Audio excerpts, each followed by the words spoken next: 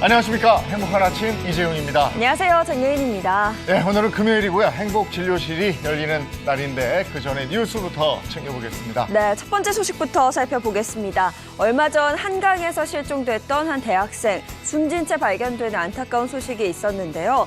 경찰이 부검 결과를 밝혔습니다.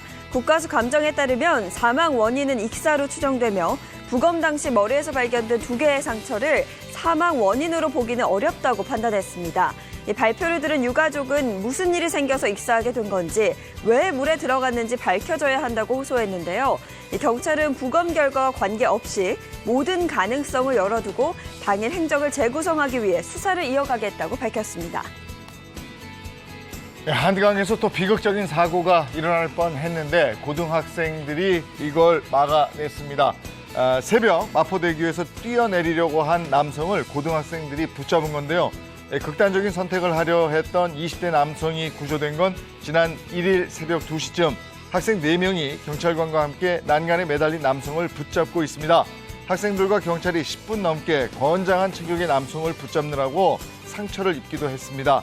결국 남성을 구해낸 학생들과 경찰관, 영등포 소방서는 학생들에게 표창을 수여할 계획입니다.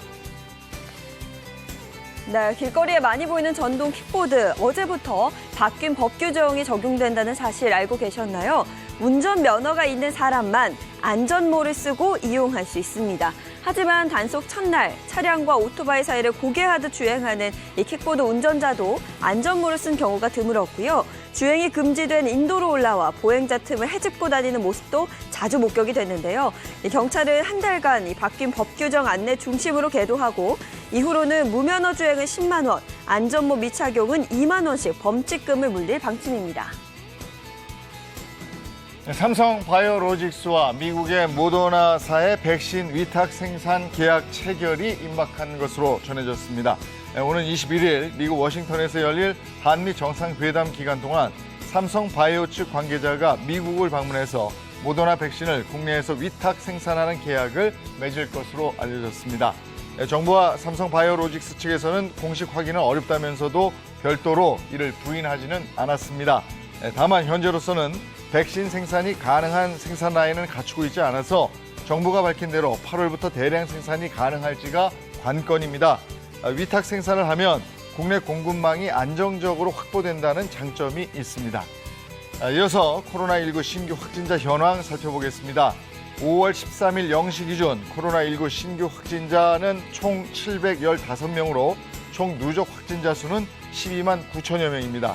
코로나19 백신 접종은요, 13일 0시 기준 1차 접종자가 4천여 명이 추가돼서 371만 1천여 명이고요. 2차 신규 접종자는 8만 2천여 명으로 74만 7천여 명이 2차 접종까지 완료했습니다. 네, 이어서 오늘 날씨 소식 전해드리겠습니다. 오늘 전국의 하늘 표정 대체로 맑은 가운데 낮 기온이 크게 오르면서 어제만큼이나 덥겠습니다. 초여름 더위가 기승을 부릴 걸로 보이는데요. 서울을 포함한 일부 내륙 지역 30도 안팎까지 기온이 오르면서 올 들어 가장 덥겠습니다. 하지만 오늘 밤부터 제주도를 시작으로 내일인 토요일에는 전국적으로 이 비가 확대되면서 때이른 더위는 한풀 꺾일 것으로 보입니다. 이어서 오늘 기온 보시면 오늘 아침 최저 기온 12도에서 18도, 한낮 최고 기온은 18도에서 31도까지 오르겠습니다. 오늘 내륙을 중심으로 낮과 밤의 온도차 크게 벌어지니까요. 면역력 관리 잘 하시기 바랍니다. 5월 14일 금요일 행복한 아침 지금 시작합니다.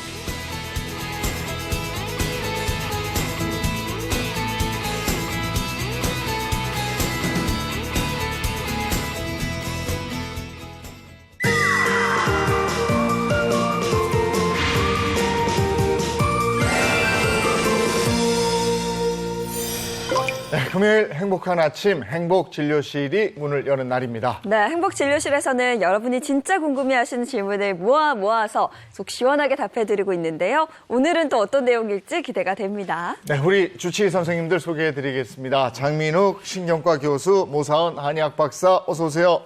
반갑습니다. 네, 자연한 식품 생명공학 박사 그리고 이보은 요리연구가입니다. 반갑습니다. 네, 안녕하세요. 자, 그럼 지금부터 행복 진료실 문을 열겠습니다.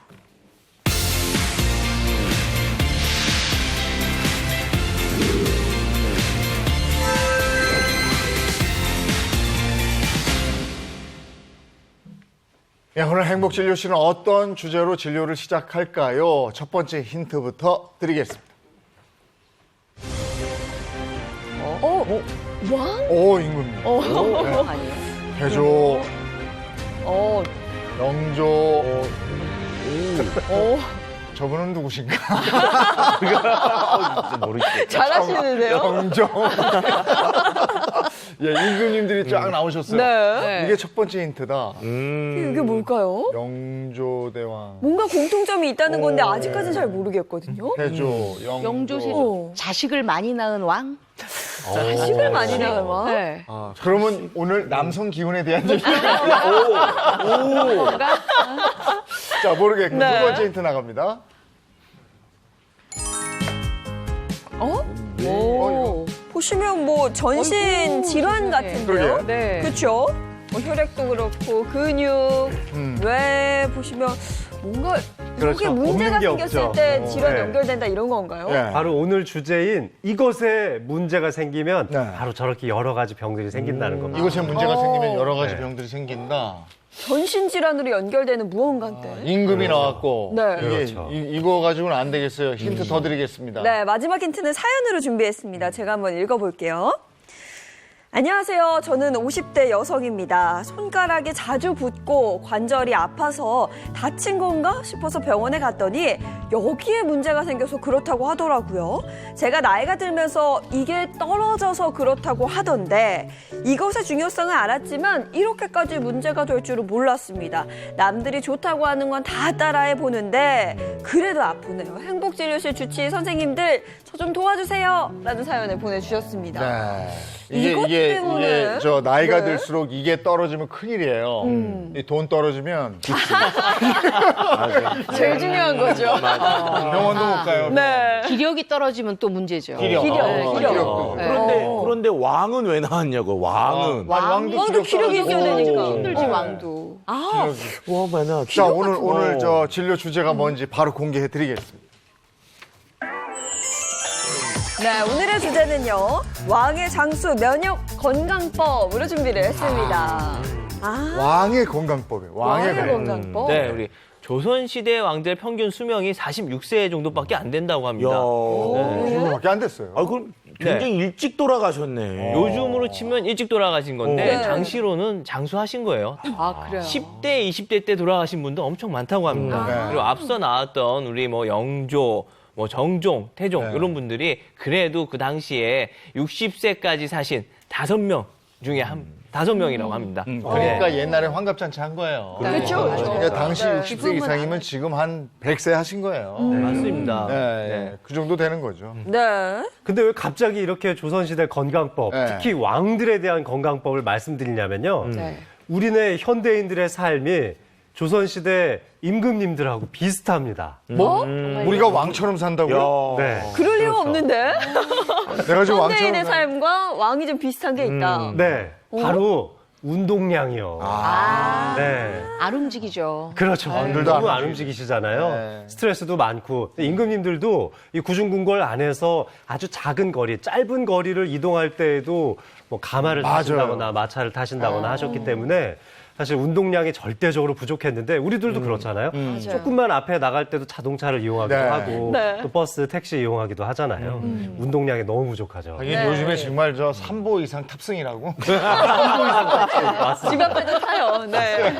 그런데 이제 임금님들이 운동은 부족했는데 또 과잉이 있던 게 있어요. 바로 영양은 과잉으로 먹었습니다. 일반적으로 왕들은 12첩 반상, 12첩 반상을 그렇죠. 받았는데 이게 뭐 이것저것 요것 정말 어마어마하게 많은 사례진미들이 있었거든요. 이것들을 또 이제 골라 먹다 보니까 당연히 현대인들처럼 영양 과잉이 될 수밖에 없었다고 말씀을 드릴 수가 있었습니다. 그러니까 우리가 옛날에 있었던 이 조선시대 왕들의 어떤 생활 그리고 건강법을 알면 현대인을 살고 있는 우리들에게도 도움이 된다고 말씀드릴 수가 있는 거죠.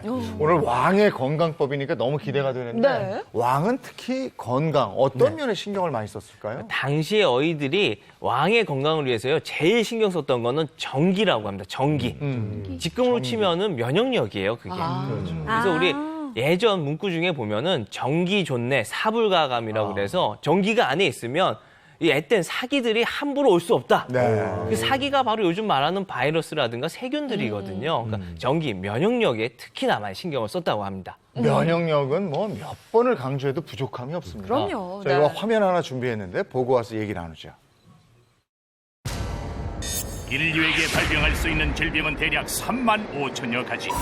만약 이 질병들과 맞서 싸우는 면역세포가 제 역할을 못한다면 과연 어떻게 될까요? 예, 면역력이 떨어지게 되면요, 우리 몸의 방어 체계가 무너지기 때문에 온몸이 전쟁터로 변해서 각종 질병이 다 생길 수가 있습니다. 이유 없이 찾아오는 질병의 원인이 바로 뚝뚝 떨어지는 면역력 때문일 수 있다는 것. 오늘은 면역력을 왜 지켜야 하는지 자세하게 알아봅니다. 날씨 좋은 화창한 주말. 주말엔 잠시 일을 멈추고 아이와 함께 즐겁게 시간을 보내는 주부. 아이도 엄마도 이 시간이 행복합니다. 엄마가 일 때문에 늦게 와요. 늦게 오지만 저랑 같이 놀아줘요. 엄마, 나 이제 들어가야 될 것 같아서 일 좀 하려고 일 좀 봐주세요. 그래. 이따 만나? 응. 아이와 놀아주는 것도 잠시. 주말인데도 쉴 새 없이 바쁜 그녀는 엄마, 아내, 딸, 직장인 1인 4역할을 소화하고 있습니다. 제가 일도 해야 되고 아이도 키워야 되고 할 일이 많다 보니까 4시 반 정도면 일어나요. 아침에? 예. 그래서 그런지 제가 4월 15일 날 몸이 너무 아픈 거예요. 계단을 올라갈 수 없을 만큼 아팠어요. 그래서 대체 이게 뭐지 하고 병원에 갔더니 대상포진이라는 거예요. 하루에 서너 시간 정도 잠자는 시간 외에는 바쁘게 사는 주부에게 최근 대상포진이 발생했습니다. 체력은 자신 있었던 그녀. 대상포진이 아직 제대로 회복되지 않았지만 집안일은 산더미처럼 쌓여있기 때문에 또 바빠집니다. 엄마이자 아내, 딸 그리고 워킹맘인 그녀는 아프다고 해서 아무것도 안 할 수 없는 그런 상황입니다. 제가 하는 일이 3가지거든요. 영상도 만들고 또 뭐 사업도 하고 또 보험 설계도 하다 보니까 바빠요. 그래서 대충 그냥 이거 먹고 그냥 이 영상 제작하려고 앉은 거예요. 24시간이 모자라는 주부는 식사는 되도록이면 간단하게 먹고 있습니다. 안녕하세요. 대한민국 대상포진 발병 후 치료 시기를 놓쳐 이제는 통증 치료도 함께 받아야 하지만 그 시간마저 아까워 약으로 통증을 견뎌내고 있었습니다. 우리에게 좋은 일들이 눈사태처럼 너무 속상했지요. 진짜 속상했어요. 몰랐었어 나는. 몰랐었는데 나중에 알고서는 아우 제가 어떻게 저럴 수 있나 싶은 게 너무 속이 많이 상했어 내가. 그래갖고 그냥 집에 가서 혼자 울었어. 내가 자꾸 현재 주인공의 면역력 상태는 어떤지 면역세포인 NK세포 활성도 검사를 통해 알아보기로 했습니다. 과연 어떤 결과가 나왔을까요? 그 검사 결과를 봤더니 이제 NK 세포, 즉 자연 살상 세포라고 있거든요. 얘가 이제 우리가 바이러스나 암이랑 싸우는 최전방 군인이에요. 근데 얘가 활성도가 떨어져 있어요. 얘가 떨어져 있으면 바이러스 못 죽이는 거야. 면역력이라는 것은 우리 몸에 들어오는 나쁜 물질을 갖다가 없애주는 건데 바이러스라든지 아니면 세균이라든지 곰팡이라든지 이런 걸 못 막기 때문에 감기부터 뭐 대상포진 코로나까지 걸릴 수가 있는데 가장 무서운 건요. 우리 몸에 생기는 암세포를 방별을 못하게 되면 암도 걸려서 사망할 수 있습니다. 내 몸의 방어막인 면역력이 뚫린 채로 사는 당신. 몸이 보내는 신호를 그냥 지나치면 큰 병으로 키울 수 있습니다. 면역력은 뭐 정말 중요하죠. 근데 왕들은 그럼 면역력을 높이기 위해서 어떤 노력을 했을까요? 네, 예전에 이 왕들의 면역력, 그러니까 전기를 높이기 위해서요, 양생법이 있었는데 그 중에서도 패비신, 이 세 가지 장기의 어떤 건강을 특히 더 많이 신경 썼다고 그러고요. 오늘 저희가 그 방법을 모두 알려드리도록 하겠습니다. 네. 왕의 건강법, 그 방법을 다 알려드리겠습니다. 조선시대 왕의 면역 건강법입니다. 두 분은 어떤 걸 준비했을까요? 장수밥상. 밥상. 예. 근데 장수밥상 중에서도 특히 네. 뭐? 제가요 오늘요 병어와 다시마 그리고 된장입니다. 해산물? 네. 해산물과 네. 된장? 아니 네. 저는 왕의 건강법이라 그래서 뭐 전복이나 뭐 툭불 뭐 나오지 않아요. 근데요. 그게 아니네요. 네. 근데 이런 것들이요 다 왕한테 진상했던 진상품들이에요. 그렇기 때문에 굉장히 왕도 튼실하게 잘 드셨던 것 같은데요. 우리 왜 음식하면은 이런 지역을 꼽죠. 어딘지 그렇죠. 아세요? 왜냐하면 이제 바다도 있고 땅도 좋고 곡창지대 뭐 이러면은 아무래도 이제 호남지대. 라도 그쵸. 네. 전라도 쪽가 아무래도 전라도가 그런 재료가 있죠. 많이 네. 나오죠. 그렇죠. 근데 전라도 중에서도요 병어가 굉장히 맛있기로 유명한 목포 구미가 있습니다. 9가지 맛을 굉장히 잘 나타내는 목포의 아주 진미인데요. 이 영양소도 굉장히 풍부할 뿐만 아니라 맛도 굉장히 좋은데 또 우리가 다시마는 기장 다시마를 또 특별하게 꼽잖아요. 이것도 역시 왕의 진상품으로 알려져 있습니다. 그래서 오늘 제가 정말 왕한테 진상했던 음식들 가지고 아주 맛있는 장수 밥상을 만들 겁니다. 그리고 이제 뭐 된장 같은 경우는 우리가 아주 오래전부터 있었던 걸로 생각이 되잖아요. 그런데 조선왕조실록을 보면은요, 된장이라고 하는 말을 검색하면 이게 나온 게 영종조 시대 때부터 그 단어가 나오기 시작을 해요. 그러니까 실제로 우리가 알고 있는 그 메주로 형태로 만든 이 된장은 실질적으로 이 후기 정도에 만들어진 것으로 좀 생각이 되는데 너무나 신기하게 영조가 가장 장수했잖아요. 네. 어떻게 보면 그 된장의 기운을 받고 효과를 받은 게 아닌가. 그래서 이제 왕실의 건강을 지킨 것 중에 하나가 바로 이 된장이라고 할 수가 있습니다. 예, 알겠습니다. 맛있게 건강해지는 보험과 사원의 밥상 갑니다.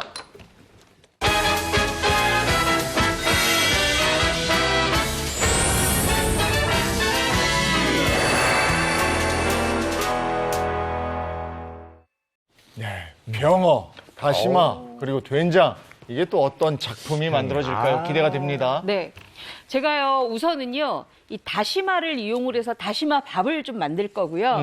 병어가 지금 한창 제철입니다. 그래서 병어를 이용해서 아주 맛있는 병어찜을 만들어 보도록 하겠습니다. 네. 모상 선생님은요? 네, 저는 오늘 된장을 이용해갖고요. 된장을 이용한 간단한 채소찜을 준비해왔습니다. 채소찜 좋죠. 자, 그럼 먼저 시작해 볼까요? 네, 다시마부터 먼저 시작을 해볼게요. 제가 늘 요리할 때마다 많은 분들한테 이렇게 꼭 국물 만들어 쓰세요 하는 게 있었어요. 뭔지 아시죠? 다시마. 네, 다시마로 만들었는데 네. 이거 잠깐만 벗겨주시겠어요? 다시마를 만들었는데 많은 분들이 다시마 우린 물은 뭐고 다시마 물은 뭐고 굉장히 좀 그게 좀 아리까리하다고 궁금하시다고 많이 말씀들 하셨거든요. 다시마 우린물은요. 제가 정확하게 설명을 해드릴게요. 이렇게 사방 5cm짜리 또는 6, 7cm짜리 다시마, 건다시마 2개를 생수 2컵에다가 담가서 30분을 우려놓은 게 바로 다시마 우린 국물이에요. 그러면 다시마 국물은 뭐냐 하면 냄비에다가 물 2컵을 넣고 팔팔 끓이고 건다시마 2개를 넣고 5분간 끓여낸 게 다시마 국물이에요. 근데 두 가지 다 괜찮은데요. 막 급할 때는 다시마 우린 국물을 쓰시고요. 아, 난 좀 시간이 있다 하시는 분들은 다시마 물을 쓰시면 되겠어요. 자, 그러면 일단 다시마 이 우린 물을 가지고 밥을 한번 지어 볼게요. 제가 이렇게 냄비를 준비를 했어요. 냄비를 준비를 해서 이렇게 쌀을 넣는데요. 쌀은 요거 백미예요. 요거는 깨끗하게 씻어서 30분 물에 담그고 30분 건져서 체에 건져서 준비를 하시고요. 여기에다가 이 다시마 우린 물이 요새 아주 맛있는 밥을 만들게 하는데 요 밥 중에서도 저는요. 요게 좀 입맛을 조금 돌게 하기 위해서 이렇게 차조를 준비를 했습니다. 기장조요. 요 좁쌀을 넣게 되면 아무래도 좀 소화에도 좀 도움이 되고요. 지금 충고증 많다고 그래서 입맛 없다는 분들 많이 계시거든요. 그래서 밥맛이 조금 달달해서 드시기가 좋을 거예요. 이것도 마찬가지로 깨끗하게 씻어서 물에 담가서 30분을 불려 놓으시면 됩니다. 같이 넣어주세요.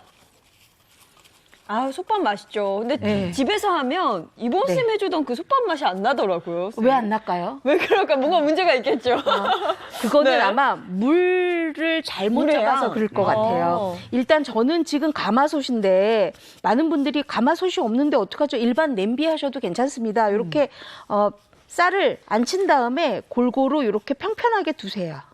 펴주고. 네. 그러고 난 다음에 다시마를 지금 30분을 제가 우려놨거든요. 다시마 우린 물을 부어요. 물의 양이 그러면 굉장히 물의 양이 중요하죠. 굉장히 중요하잖아요. 자, 보세요. 물 표면하고 쌀 표면이 딱 1cm예요. 아. 그렇게 하시면 굳이 손을 안 담그셔도 괜찮아요. 왜냐하면 제 손은 좀 독특하단 말이에요. 우리 예인 씨 손은 얇아요. 그쵸, 그렇기 좀 때문에 얇죠. 이게 비율이 달라지거든요. 또 특히 남자분들은 더 두껍기 때문에 아무리 손대중으로 한다고 해도 그게 안 맞잖아요. 네. 그러니까 무조건 쌀 표면과 물 표면이 1cm면 돼요. 네. 근데 무조건 1시간 불린 후에 그러고 난 다음에 이 다시마가 좀 아깝잖아요. 이렇게 올려놓고 밥을 그냥 지으세요. 우렸던 그 다시마를 그냥 위에 네, 올려놓고 올려놓고 밥을 지으세요.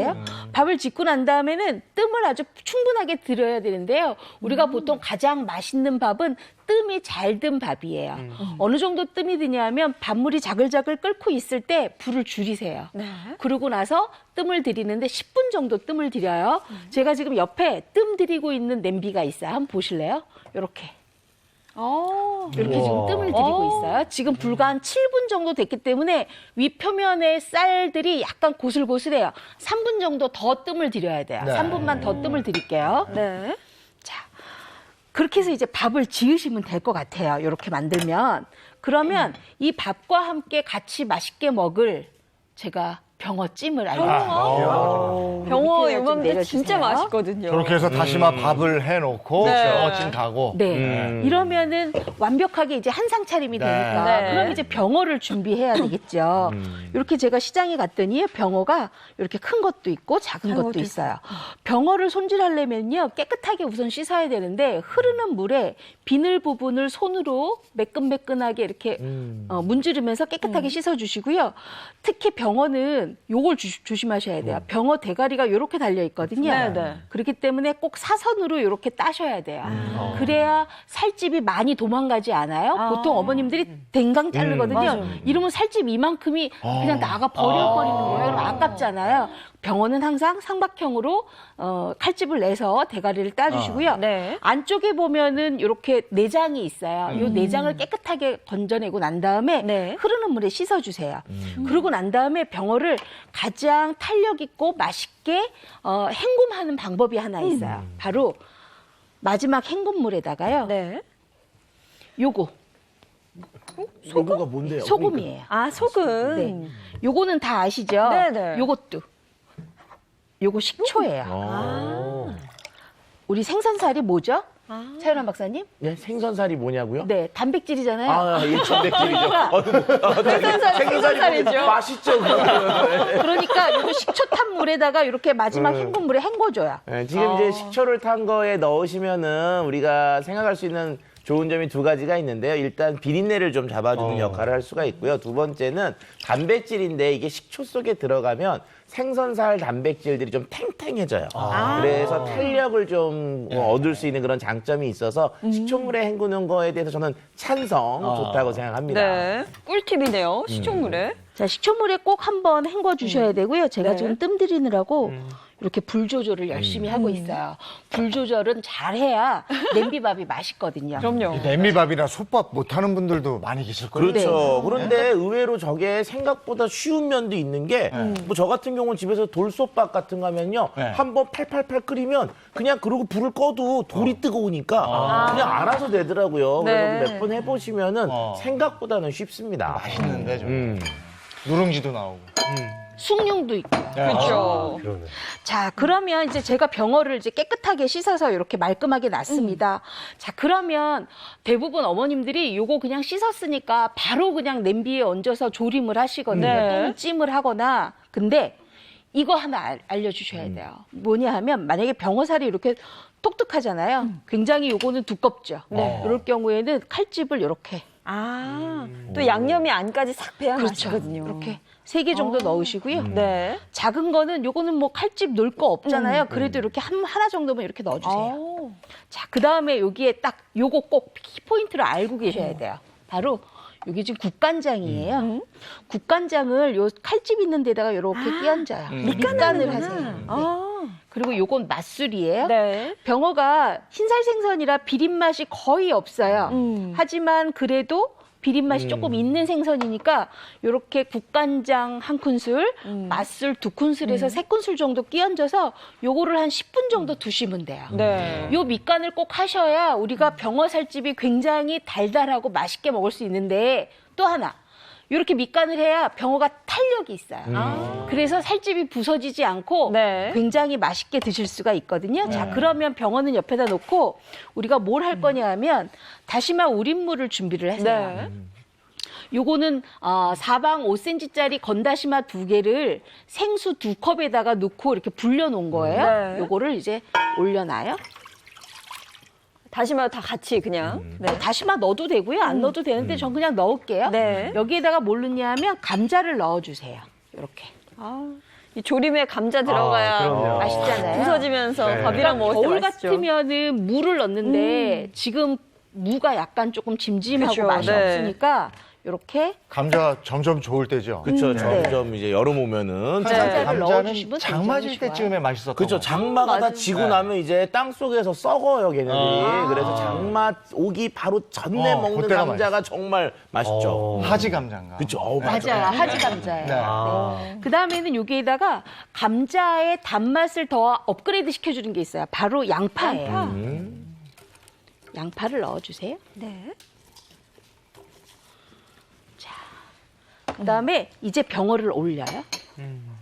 아, 채소 감자랑 양파를 하고 그 위에다가 이제 병어를. 그리고 요 나머지 물 있죠. 네. 지금 밑간했던 물이잖아요. 밑간했던 물을 이렇게 끼얹어요. 밑간도 저는 소금으로 하실 줄 알았는데 또 아니 국간장으로 해요. 그래야 감칠맛이 있거든요. 네. 자, 그러면 그 위에다가 뭘 넣냐? 바로 대파로 이렇게 덮어요. 아, 대파향 또 싹 배면 또 맛있죠. 대파로 덮어줘요. 자, 그 다음에 이제 할 게 있습니다. 네. 바로 이 볼에다가요, 이제 양념장을 하는 건데요. 양념장은 뭘 하느냐? 물성 있는 거 먼저 넣을게요. 네. 진간장이에요. 아, 여기는 또 진간장. 네. 아까 군간장 했으니까. 네. 그 다음에 요거. 고춧가루 넣고요. 그다음에 고추장 넣고요. 이 비율은 어느 정도 돼요, 선생님? 요거는 고춧가루가 3이면 고추장은 1이에요. 그리고 간장도 1 내지는 2예요. 네. 그거는 이제 기호에 따라서 하시면 돼요. 그리고 다진 마늘, 그다음에 다진 생강 넣고요. 네. 약간 단맛이 있어야 좋으니까 여기에다가 물엿을 좀 넣어주세요. 물엿은 한 2큰술 정도 넣으시면 돼요. 네. 자, 근데 이렇게 하다 보니까 양념장이 어때요? 뻑뻑하죠? 네. 그래서 여기에다가 다시마 우린물 반컵을 넣어주세요. 오늘은 진짜 다시마 우린물이 핵심이에요. 네. 그러니까 왜냐하면 이렇게 다시마를 넣어줘야지만 우린물을 넣어줘야지만 양념장이 위에서 한 군데로만 집중되지 않고 여러 그러니까 골고루 퍼질 수가 있거든요. 다시마 우린물이 굉장히 좋잖아요. 그러니까 우린물하고 지금 이제 다시마 끓인 물하고 이런 것 좀 차이가 뭐냐면은 네. 미역이나 다시마 같은 거 이제 말려서 나오잖아요. 그럼 표면에 어때요? 뭔가 이렇게 하얀 것들이 좀 묻잖아요. 그쵸, 네. 그게 실제로 감칠맛이 나는 성분인데 그것만 싹 뽑아낸 것이 우린물. 이걸 끓이게 되면은 그거는 당연히 녹아 나오고 다시마 속에 있는 것까지도 녹아 나오게 되거든요. 그것까지 이용을 하는 게 다시마 끓인 물. 그래서 우리는 끓인 걸 좀 좋아하는데 일본 같은 경우는요 끓인 물에 얘를 진짜 한 5초. 이렇게 살짝 이렇게 우리는 건 좀 시간이 오래 걸리니까. 네. 그래서 이렇게 내가 좀 감칠맛 나면서 담백하게 먹고 싶으면 우리시고 좀 뭐가 이렇게 좀 걸쭉한 느낌이 나는 게 좋으시면 끓이시고. 이렇게 좀 스타일에 따라서 조용하시는 것도 좋은 방법 중에 하나입니다. 네. 우린 다음에 끓이면 어때요? 우린 다음에 끓이면은 뭔가 깊고 감칠맛 초부터 나고. 끓이면 되지 않을까 그러면? 근데 뭐하러 그렇게 번거롭게 하세요? 그러니까 한 가지 중에 하세요. 둘 중에 한 가지. 자, 이제 다 됐으면은요, 양념장을 이제 끼얹기만 하면 돼요. 양념장을 이렇게 끼얹어요. 이렇게 골고루.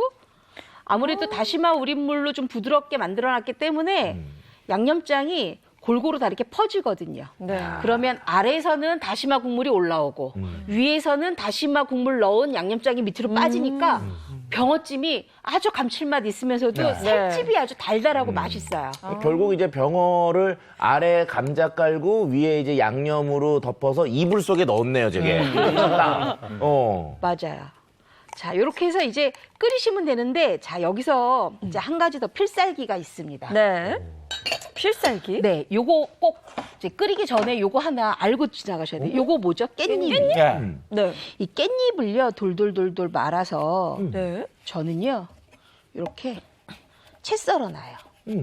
왜냐하면 병어찜 할 때요, 병어 비린 맛이 제가 가진 짓을 다 해서 다 없앴는데 네. 뚜껑을 덮고 조리다 보면 생선의 비린 맛이 올라오기 마련이거든요. 그렇죠. 근데 마지막에 요 깻잎 한 장을 딱 올려서 조리잖아요.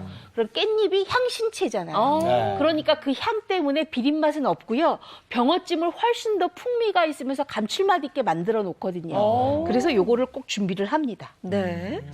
그래서 저는 맨 마지막에 이제부터 끓일 건데 네. 맨 마지막에 뭘 넣을 거냐 하면 바로 고추와 깻잎을 넣고 이제 끓이기 시작할 거예요. 그러니까 이건 처음부터 넣는 게 아니고 다 하고 나서 넣으시는 거죠? 네, 마지막에. 네. 자, 그러면 요거 이제 하기 전에 밥을 먼저 좀 볼게요. 다시마 밥이죠? 네, 다시마 밥이에요. 네. 요 이제 기대돼요. 뚜껑을 좀 뚜껑 덮고요. 열 때. 어우, 다 됐어. 다시마 밥. 오. 다시마 향이요? 그러면 다시마는 우리가 좀 건져내자고요. 네. 저때 저 다시마를 먹어야 될지 말아야 될지 좀 고민스럽지 않으세요? 고민스럽죠? 네. 고민 하나도 하실 거 없어요. 드시면 돼요. 역시 이렇게 해서 우리나라 사람들은 버리는 걸 싫어해요. 이렇게 해서 보세요. 아유, 맛있겠다.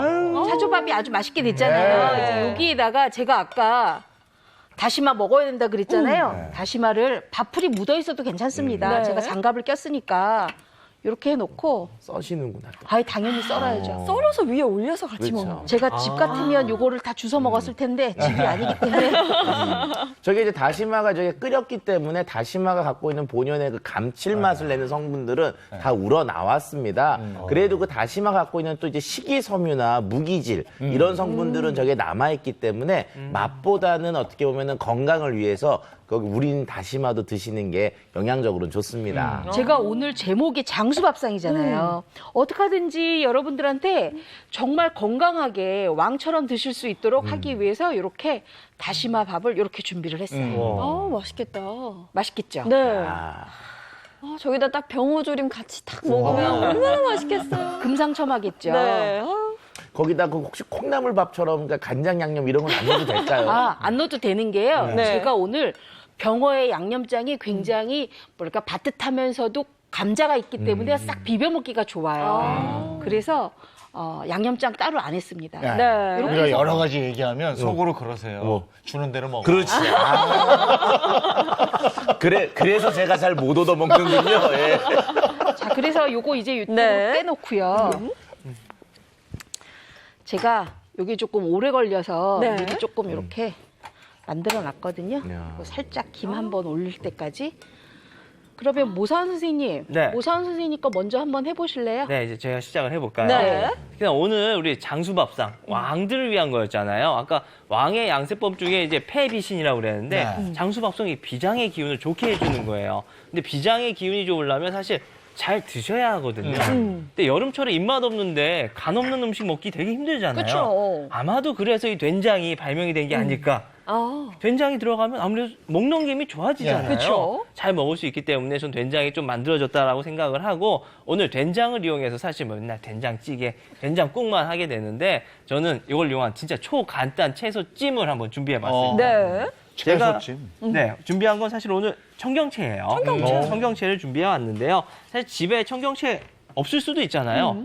꼭 청경채 아니래도 상관이 없습니다. 배추를 이용하셔도 돼요. 네. 각종 채소 어떤 거든 상관이 없습니다.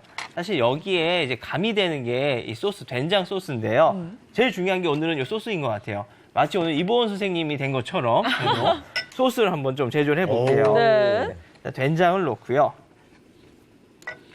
진짜 모 선생님 요리가 많이 늘었을 것 같아요. 저 소스도 만드시고. 네, 그래도 마늘도 꼭 넣어줘야죠. 마늘 네. 넣고 파도 있습니다. 파도 같이. 지금 된장에 마늘에 파만 갖고도 건강식이잖아요, 저게. 네. 그리고 들기름입니다. 들기름. 들기름도 건강에 좋아요. 그리고 요 깨가루예요. 네. 아유, 와. 이거 다 넣으시는데요? 그러니까 옛날에 이번 저걸 그동안에 했던 거 그대로 다 하고 있어요. 지금. 제가 참 잘 가르쳤습니다. 네. 근데 이렇게 하면 너무 됨직하잖아요. 네, 잘 네. 비벼지질 않아요. 오늘 계속 뭐였죠? 중요한 거? 다시마물. 다시마 우린물. 저도 이보은 선생님한테 좀 받아왔습니다. 네. 우린물을 조금 넣어서 야. 이거를 풀어주면 되죠. 풀어주기만 하면 돼요. 네, 이렇게 풀어주고 그러면 우리 아나운서님이 요거 청경채 있잖아요. 네. 조금만 씻어주세요. 한번 소금물에 한 번씩만 헹궈주시기만 하면 되거든요. 이거는 식초를 안 한 거고 그냥 소금물이에요. 소금물에 하면 네. 네. 이거는 새 하나하나 따야 되나요? 아니요, 따지 말고요. 요거는요, 청경채는 사실 이렇게 생겼잖아요. 네. 그렇기 때문에 청경채는 이렇게 하시면 돼요. 이렇게 반 갈라서 세로로. 아. 한 3분의 1만 이렇게 갈라요. 그러고 난 다음에 쭉 찢어요. 아. 그래서 요거를 닦아주시면 되는데 요거는 소금물에 닦으면 굉장히 네. 깔끔하게 닦여요. 소금 여기 있어요? 네. 청경채는 비린내가 없잖아요. 그러니까 이제 소금만 쓰시고 식초는 안 쓰셔도 상관이 없고요. 네. 식초가 쓰면 오히려 이제 채소가 향이 약한데 식초 향이 강해져 버리니까 오히려 향을 좀 이렇게 없앨 수도 있습니다. 저 중국 요리에 많이 쓰이던데. 그렇죠. 청경채는 익히면 부들부들해져서 먹기 좋더라고요, 저는. 맞아요. 먹는 김이 좋죠, 청경채가. 네. 선생님 저렇게 양념장 하는 동안에 저는 병어조림이요. 벌써 다 끓었어요. 여기 보세요. 진짜. 야. 여기다가 이제 요것만 아, 넣으면 돼요. 맛있겠다. 요거 아우, 야. 빨간 고추. 예. 그리고 아까 제가 이거 꼭 넣어야 된다고 말씀드렸잖아요. 깻잎. 채썬 깻잎. 네, 채썬 깻잎만 몇 개 이렇게 놓고 살짝 김만 올리면 좋은데요. 이제부터는 뚜껑을 덮지 않고 바로바로 끓여요. 다 됐어요. 저기 급 질문이 있습니다, 이본 선생님. 네. 그거에 지금 마지막에 이제 깻잎하고 그다음에 고추를 넣으시는데 네. 이게 혹시 넣는 적절한 타이밍 같은 게 있을까요? 네, 예를 있어요. 들어서 다 끓이고 나서 얹으면 혹시 안 되나 해서요. 왜냐하면 이렇게 고추하고 지금 깻잎을요. 제가 지금 아직 완성이 다 안 됐다고 완성됐다고 말씀을 안 드렸잖아요. 이렇게 해서 향이 우러나야 매콤한 향과 함께 깻잎의 향도 배이기 때문에 이렇게 한 번씩 끼얹어 주시는 게 좋고요. 네. 이렇게 하고 나서 한 1, 2분 정도 끓이면 끝이에요. 맛있겠다. 이렇게 해야 완벽해져요. 1, 2분 정도는 끓이는 거를 추천하시는 거군요. 네, 그래야 네. 고추의 단맛, 그다음에 고추의 칼칼한 맛, 깻잎의 그 향긋한 맛까지 다 배이거든요. 네. 지금 병어조림 비주얼에 모 선생님 좀 많이 밀렸거든요. 그래요? 네. 아직 안 끝났습니다. 이게 아직 끝나진 않았는데 이제 이거 만들어진 소스를요 위에다 그냥 뿌려주시기만 하면 돼요. 쭉 뿌려주시고 네. 이렇게 하고 이제 남아있는 다시마 물이 있잖아요. 네. 이거를 또 싹 다 넣어주세요. 오. 야. 이제 불 올리면 되나요, 이렇게 선생님? 하고 이제 불만 올려주시면 됩니다. 이렇게 싹 키면 네. 하고 어느 정도나 익혀주면 되는 거예요? 이 정도 하고 중간중간 열어서 숨만 죽으면 돼요. 근데 한 15분 정도? 네. 선생님 10분, 15분은 제 정도면 생각에 돼요. 너무 빠른 것 같고요. 금방 하기 때문에 한 8분이면 될 것 같아요. 8분, 네. 8분 정도 해서 올리시고 8분 정도 있으면 네. 이 채소 찜도 그렇죠. 완성이 됩니다. 그럼 이렇게 애가 선생님 제가 숨이 죽어요. 바꿔드릴게요. 바꿔드릴게요. 지금 저희가 완성된 것도 보여드릴 수 있는데 숨이 싹 죽어서 그냥 뭐랄까요? 된장 양념에 정말 그냥 간단하게 먹을 수 있는 느낌이에요. 모두가 예측하시겠지만 처음에 얘기했던 모산 선생님의 15분 정도를 만약에 하면은요, 지금 보시는 것처럼 저 정도의 숨도 남아있지 않고 그냥 다 죽어 있죠, 이제. 그게 이제. 저는 모사 선생님 저거 될 동안 네. 요걸 해야 되겠죠. 감자 하나 올려놓으면 요거 정말 맛있겠어요. 어우, 침 정말 나오네요. 맛있겠네요. 저거 진짜 오, 너무 맛있겠다, 요거. 아니, 모사원 선생님이 한 거 이거 된장에다 청경채 박은 거. 네. 이것도 괜찮을 것 같아요. 그렇죠. 근데 여기다가 멸치 같은 거 하나 넣으면 더 맛있지 않을까? 끝나고 위에다가 뭐 좀 뿌려도 괜찮을 것 같긴 해요. 주면 주는 대로 먹어. 근데 차현환 교수님이 뭐 하나 좀 뿌렸으면 한다 말씀하셨잖아요. 네. 비법이 하나 더 숨어 있었어요. 뭐예요? 꿀을 뿌려 드시면 꿀을? 네. 아. 꿀을 또 뿌리는 이유가요. 네. 오늘 저의 주제는 비장을 튼튼하게 하기잖아요. 네. 비장이 좋아하는 게 바로 이 단맛이거든요. 천연의 단맛인 꿀이 들어가게 되면 소화력을 좀 더 좋게 그래요? 만들어줘요. 이제 꿀을 뿌려 드시면 조금 더 맛있게 드실 수가 있습니다. 네. 요거 한번 맛을 보시겠어요? 네. 네. 이렇게 해서 먼저 일단 맛을 한번 볼게요. 밥하고 먹으려고 기다렸더니 밥도 나왔습니다. 밥 나왔습니다. 밥 네. 나왔습니다. 저 손님 밥 나왔습니다. 밥. 나왔습니다. 감자를 으깨서 병어살과 함께 같이 잡숴보세요. 조림 나왔습니다. 먼저 된장 요거부터. 아, 그래도 어쨌든 왠지 이게 좀 에피타이저 같은 느낌이 좀 있어요. 그렇죠?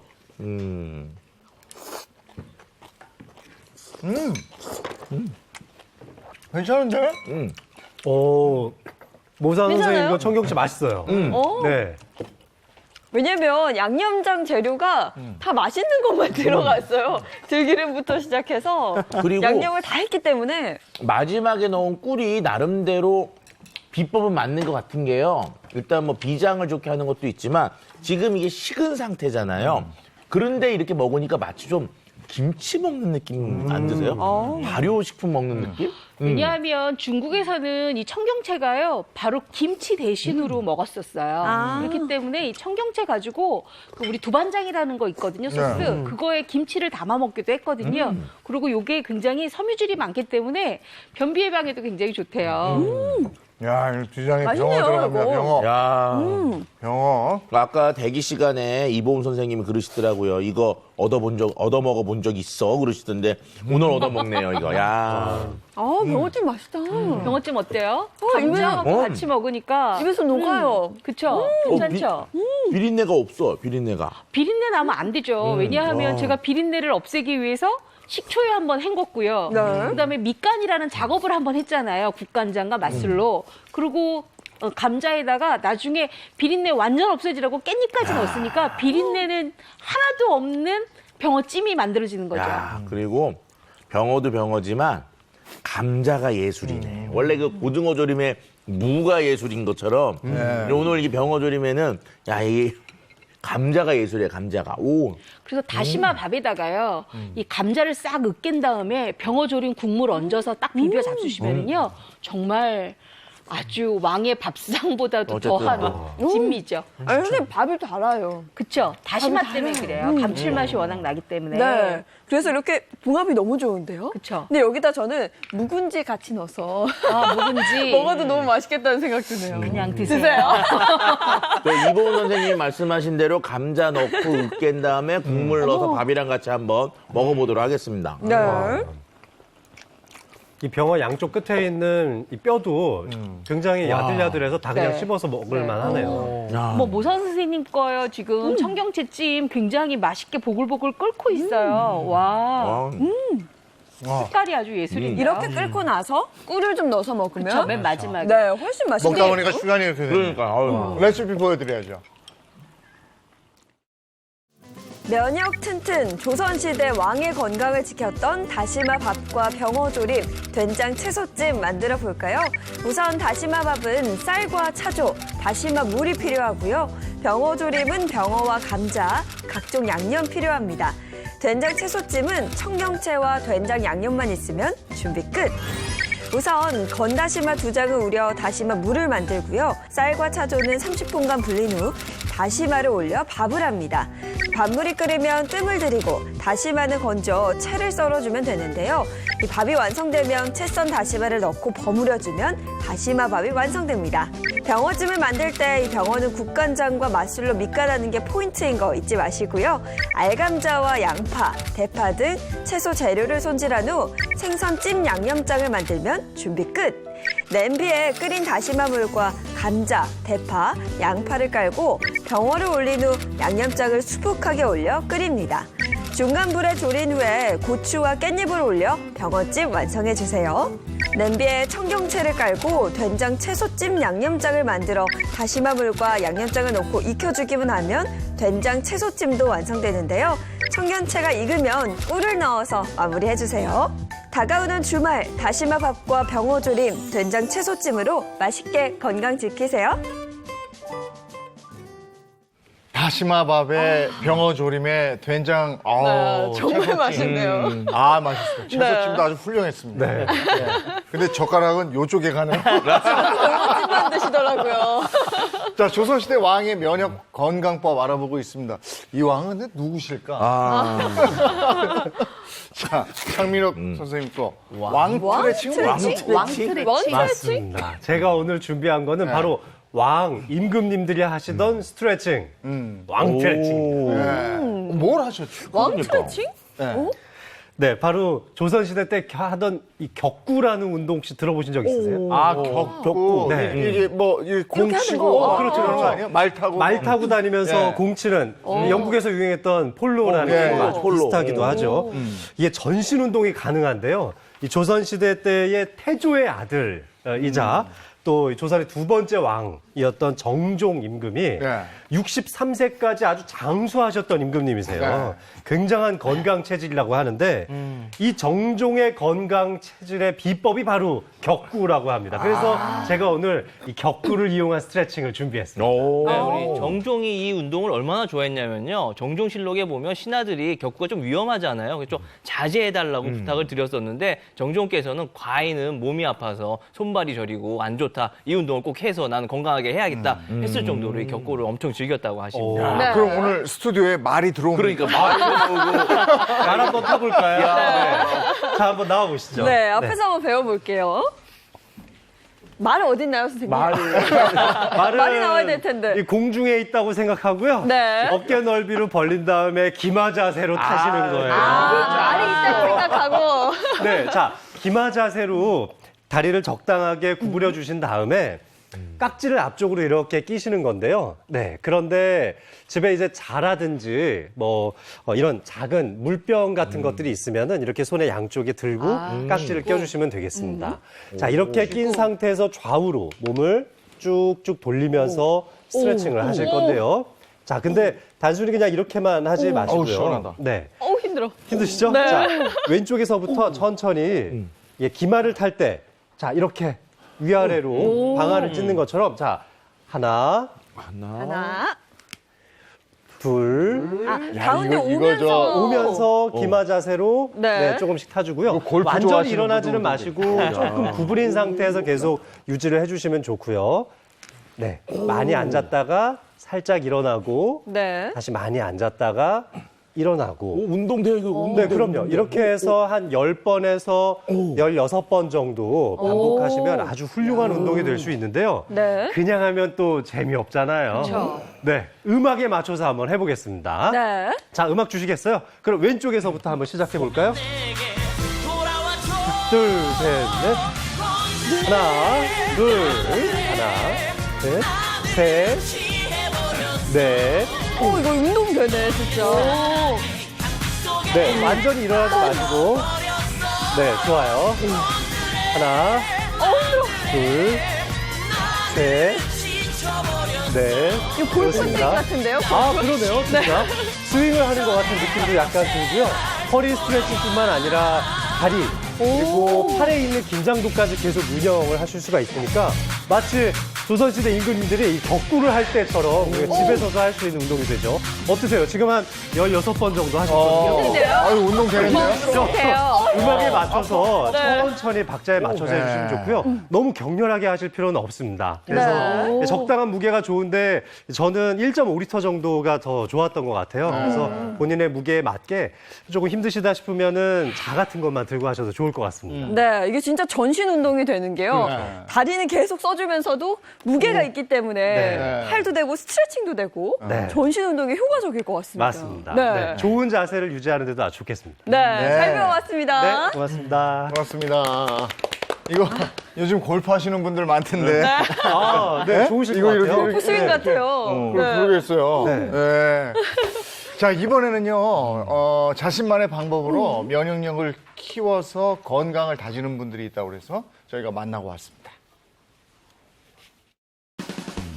건강하게 사는 게 인생의 목표가 됐다는 오늘의 주인공. 오늘도 씩씩하게 산을 오를 수 있는 이 시간이 제일 행복하다고 합니다. 그런데 의자에 앉자마자 주머니에서 뭔가를 꺼내서 몸에 문지르는데 그거 뭐요? 어? 이 핫팩을 항상 휴대하고 다니면서 몸을 덮여요. 몸을 따뜻하게 해주는 것이 얼마나 몸에 좋은데요. 그리고 이렇게 체온기도 가지고 다니고 있어요. 그녀의 운동 미션, 면역력을 위해 체온 1도 올리기. 정말 운동 전과 운동 후의 체온이 다른데요. 가볍게 체온 1도 올리기 성공입니다.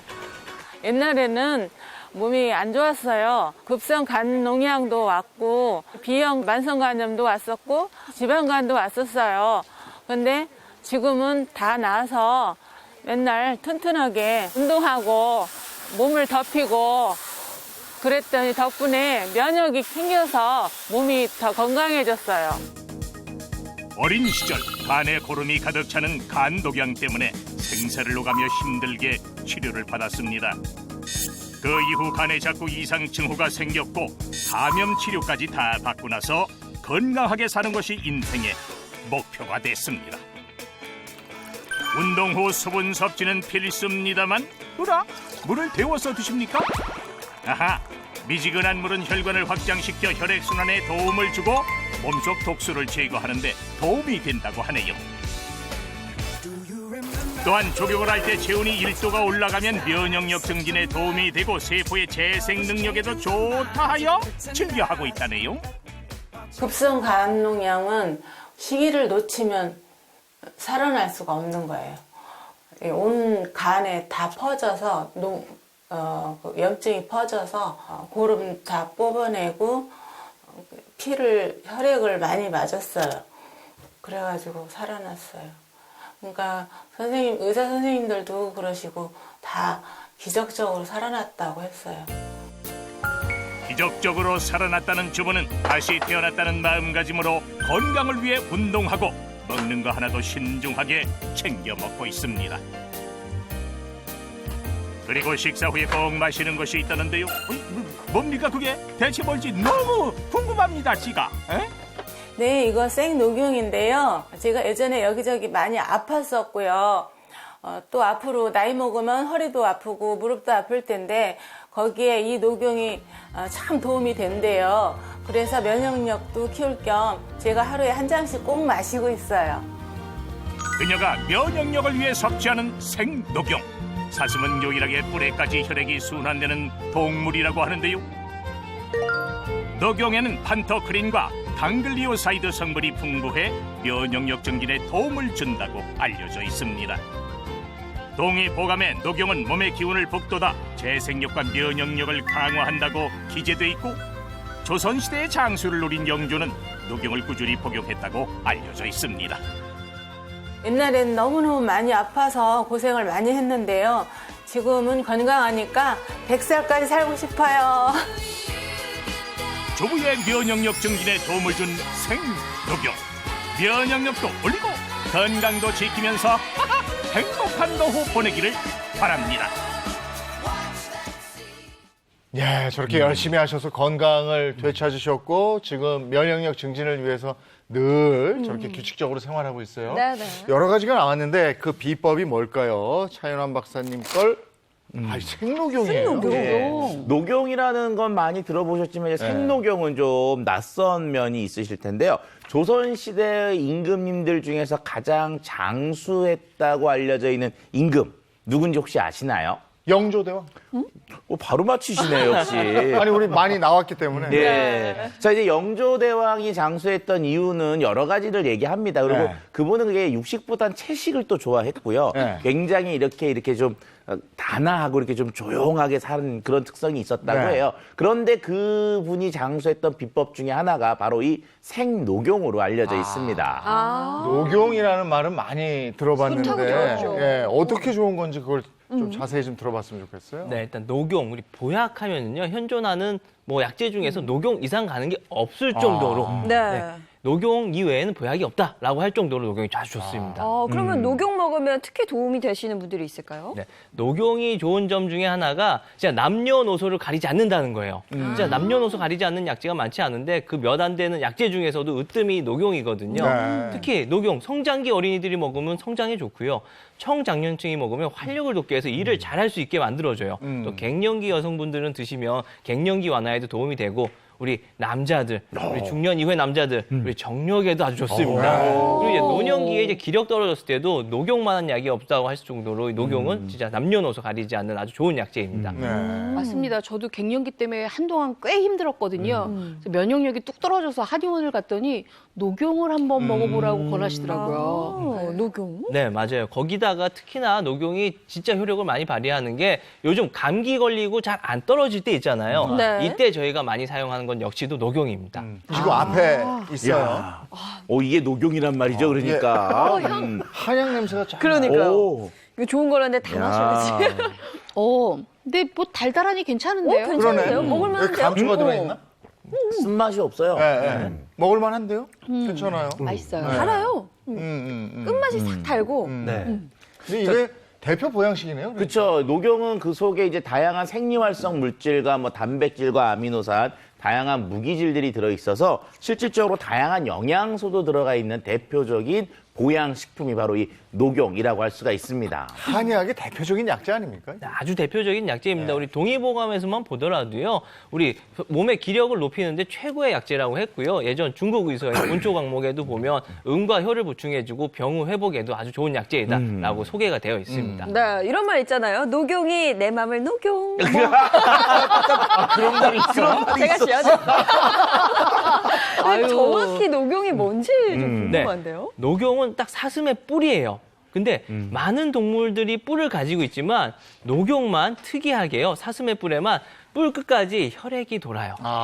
다른 애들은 안에 비어 있거나 그냥 뼈처럼 땅땅하게 굳어 있기만 하거든요. 그리고 녹용은 계속 위로 자라잖아요. 그래서 해양의 성질을 갖고 있다. 그래서 양기를 뻗치게 하는데 최고의 약재다라고 이렇게 얘기를 하고 있죠.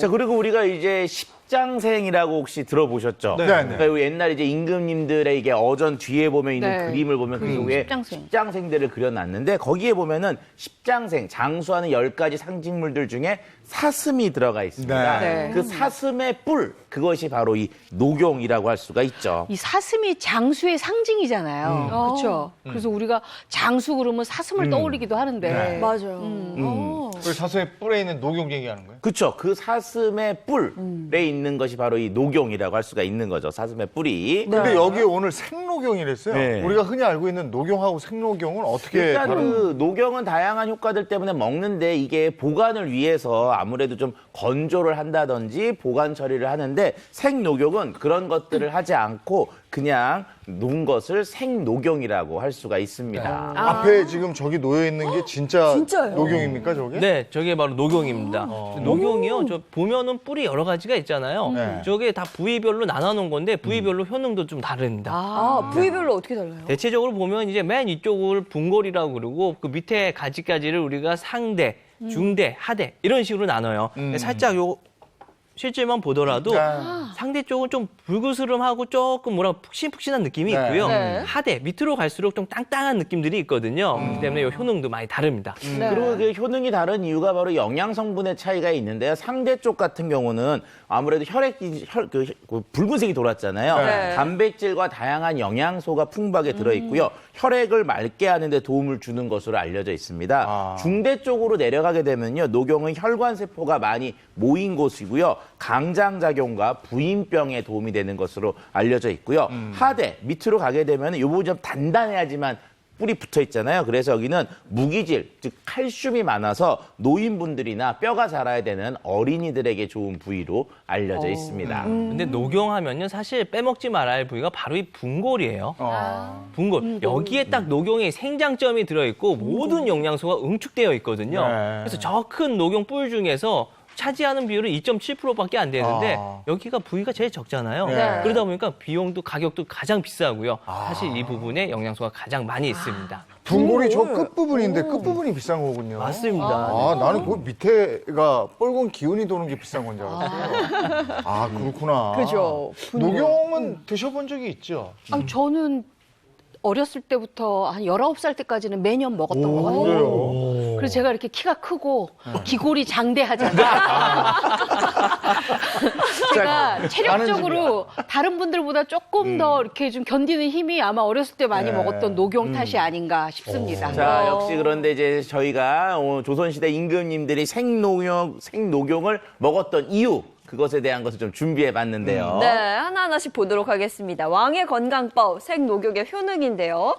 첫 번째는 면역력 증진. 예, 면역력을 강화해 주는데 도움이 되는 성분이 바로 이 강글리오사이드라고 하는 생리활성 물질입니다. 이것은 녹용뿐만 아니라 어머님들의 그 초유에도 들어 있고요. 신체 기능을 유지하고 면역력을 올려주는 활성 물질로 알려져 있습니다. 면역력 올리면 확실히 피로감 같은 것도 덜하죠. 그죠. 그것도 그렇고 요즘 같은 때 정말 중요하고. 자, 두 번째 효능도 한번 보겠습니다. 두 번째는 치매 예방. 치매 예방. 네, 조선시대 때는 이런 이유 때문에도 먹었다고 하는데요. 최근에도 이 흰 쥐에게 이 녹용을 이용해서 이 기억력을 상실하게 했던 흰쥐에게 이 녹용을 이용해서 먹였더니 장기 기억력이 굉장히 좋아졌다는 연구 결과가 국내 연구진에서 발표된 바가 있었습니다. 그래요? 안 그래도 제가 요새 좀 깜빡깜빡 하거든요. 근데 강글리오사이드 성분이 기억력 감퇴에도 도움이 되는 거예요? 맞습니다. 우리가 뇌도 결국은 혈행, 즉 혈관이 튼튼해야 되는데 이 강글리오사이드가 혈관 건강과 연관이 있기 때문에 그렇습니다.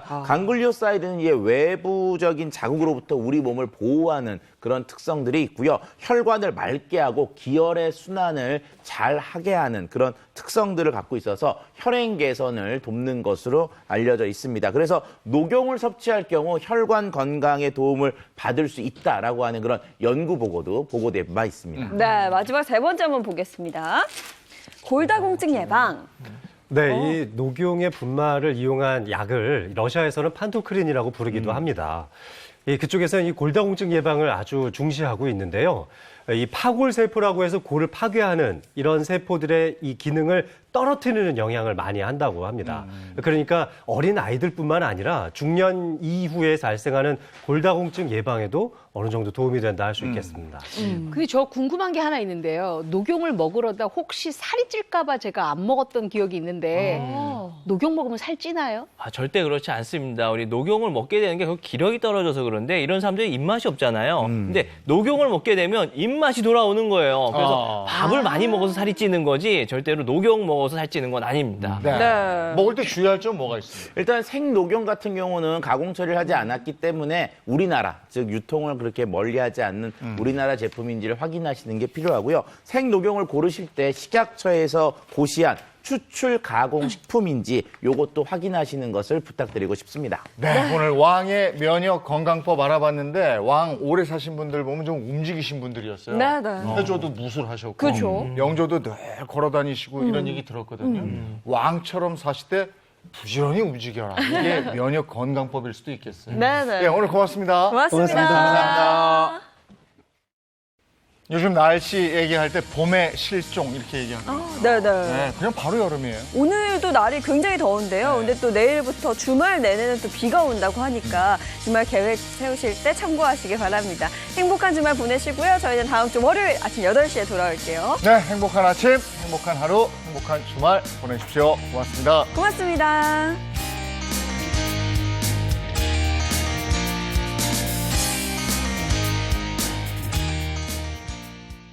채널 A